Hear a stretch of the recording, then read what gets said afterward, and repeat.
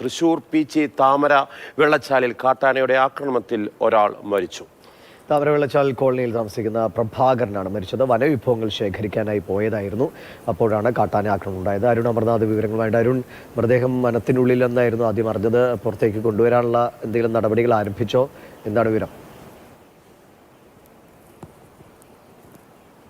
ദിവിഷ, വനത്തിൽ നിന്ന് പുറത്തേക്ക് മൃതദേഹം കൊണ്ടുവരാനുള്ള നടപടികൾ ആരംഭിച്ചിരിക്കുകയാണ്. ഞാനിപ്പോൾ പീച്ചി ഡാമിന് മുന്നിലാണ്. ബോട്ട് മാർഗമാണ് അവിടെ. ഈ ഗതാഗതം ഒന്നും സാധ്യമല്ലാത്ത മാർഗമാണ്, ഉൾവനത്തിലാണ്. അതുകൊണ്ട് തന്നെ റോഡ് മാർഗമുള്ള ഗതാഗതം സാധ്യമാവില്ല. ബോട്ട് മാർഗം ഇവിടെ മൃതദേഹം എത്തിക്കും എന്നുള്ളതാണ് വനംവകുപ്പ് ഇപ്പോൾ അറിയിച്ചിട്ടുള്ള വിവരം. മറ്റൊരു കാട്ടാന ആക്രമണം കൂടി, അതിലൊരു ജീവൻ കൂടി നഷ്ടമായിരിക്കുന്നു എന്നുള്ളൊരു ദാരുണ സംഭവം തന്നെയാണ്. പീച്ചി താമര വെള്ളച്ചാൽ എന്ന് പറയുന്ന പ്രദേശമാണ്. ഉൾവനത്തിലേക്ക് വിഭവങ്ങൾ ശേഖരിക്കാനായി പോയതായിരുന്നു പ്രഭാകരനും. 3 പേരുണ്ടായിരുന്നു. പ്രഭാകരന് നേരെ കാട്ടാന ആക്രമിക്കുകയായിരുന്നു. ആക്രമണത്തെ തുടർന്ന് കൊല്ലപ്പെടുകയുമായിരുന്നു. ഇപ്പോൾ അവരുടെ ബന്ധുക്കൾ നമ്മളോടൊപ്പം ചേരുന്നുണ്ട്. എന്താണ് സംഭവിച്ചത്?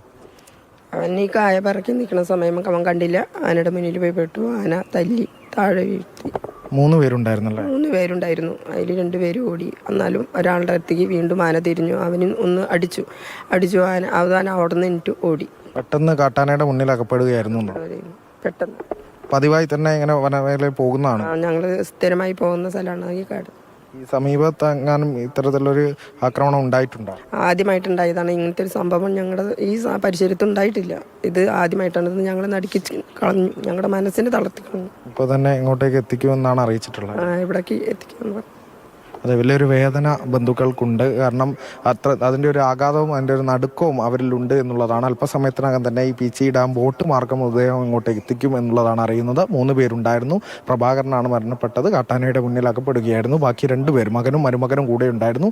അവർ ചിതറിയോടി രക്ഷപ്പെടുകയായിരുന്നു. ദിവിഷ്, മാർഷൽ. ശരി, അരുൺ.